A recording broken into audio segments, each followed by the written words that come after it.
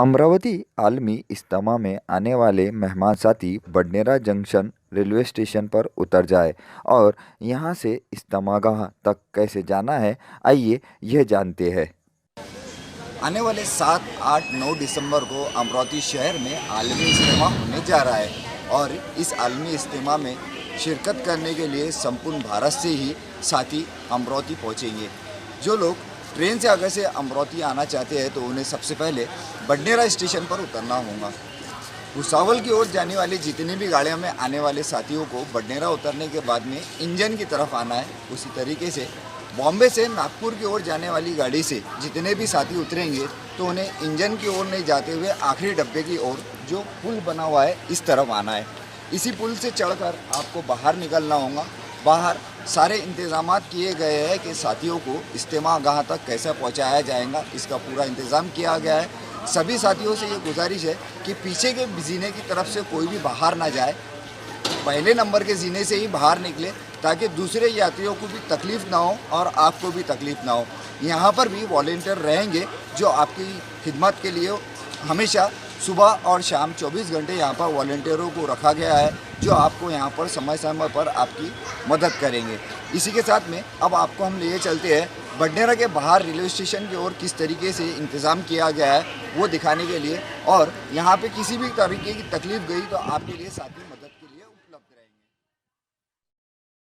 7, 8 और 9 दिसंबर को होने वाले आलमी इज्तिमा के लिए बडनेरा रेलवे स्टेशन के बाहर इस तरीका का पेंडॉल लगाकर इंतज़ाम किया गया है।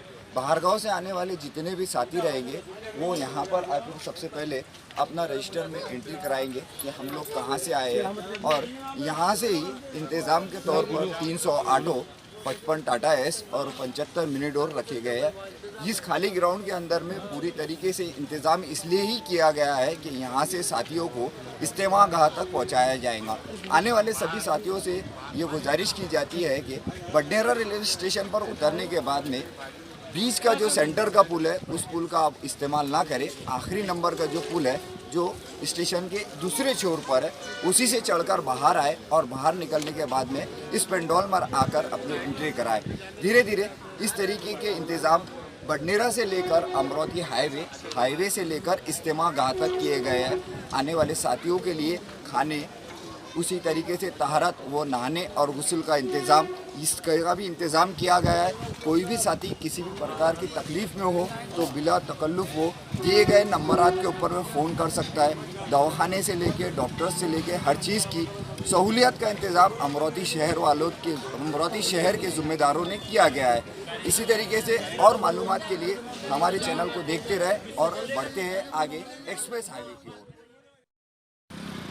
इस वक्त हम मौजूद हैं national highway number 6 Calcutta Bombay, और ये जो पॉइंट नज़र आ रहा है जैसा कि आप देख रहे हैं अमरावती इज्तिमागाह जाने के लिए ये निशानदेही की गई है। आपको दो रोड नज़र आ रहे हैं, एक रोड अमरावती सिटी की ओर जाता है और दूसरा रोड नागपुर बाईपास निकाला गया है। नागपुर बाईपास का जो ये रोड निकाला गया है औरंगाबाद, अकोला, खामगांव, बुल्ढाना, वाशिम, पश्चिम महाराष्ट्र या बम्बई जितने भी आने वाले साथी हैं वो बाईपास होकर ही अमरावती की ओर जो है वो निकलेंगे, और अमरावती की ओर निकलने के बाद में नांदगांव पेट के पास में इज्तिमागाह के इसी प्रकार से जगह जगह पर सूचना फलक दर्शाए गए हैं। तो आइए बढ़ते हैं धीरे धीरे आगे इज्तिमागाह की ओर। बडनेरा टी पॉइंट से आगे इज्तिमागाह की ओर आप गुजरेंगे तो बाईपास रोड स्थित 2 किलोमीटर दूरी पर ही बाईं ओर पर एक बड़ा सा मंडप आपको नज़र आएगा। इस मंडप गाह में आप यहाँ पर रुककर नमाज और अपनी ज़रूरियात से फारिग भी हो सकते हैं। उसी के साथ यहाँ पर खाने का भी इंतज़ाम रखा गया है। बडनेरा रेलवे स्टेशन से आने वाले सभी साथियों को बस में ऑटो से बिठाकर यहीं पर उतारा जाएगा और वो भी यहाँ पर अपनी ज़रूरियात से फारिग होंगे। उसके बाद नमाज अदा करेंगे और खाना खाएंगे। खाना खाने के बाद में उन्हें फिर से बस, ऑटो या मिनी डोर में बिठाकर इज्तिमागाह में छोड़ा जाएगा। ख़ास बात एक ये भी रहेंगी कि मंगल के दिन जैसा कि इज्तिमा ख़त्म होने के बाद जितने भी साथी वापस अपने घर की ओर निकलेंगे तो उनके लिए इसी जगह पर खाने का इंतज़ाम रखा गया है। खाना पार्सल दिया जाएगा और साथ ही में एक पानी की बोतल भी दी जाएंगी। सभी साथियों से ये गुजारिश की जाती है कि वो जाते वक्त यहाँ से खाना और पानी की बोतल लेना ना भूले। एक्सप्रेस हाईवे से निकलकर करीब 20 किलोमीटर चलने के बाद नांदगांव पेठ से बाईं ओर नीचे पुलिया के साइड से होकर अब हम पहुंच चुके हैं इस्तेमागाह में।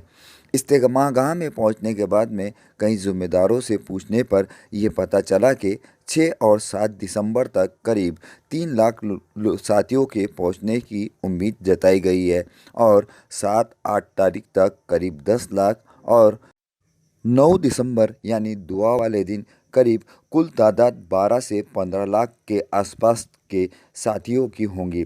इस इज्तिमागाह में पूरी तरीके से हर जगह जगह पर चप्पे चप्पे पर निशानदेही के साथ में आने वाले साथियों के लिए उनके गांव के नाम के साथ में उल्लेख किया गया है। हर खैमे में अलग अलग गांव का नाम दिया गया है और हर खैमे के ज़िम्मेदार को उसकी ज़िम्मेदारी सौंपी गई है।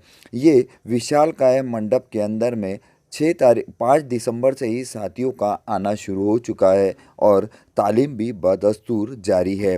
ये जो आप नज़ारा देख रहे हैं, ये नज़ारा है मुख्य इज्तिमागाह के स्टेज का। इसी जगह पर बैठकर बड़े बड़े उलमाए कराम दीन और नमाज की बात करेंगे।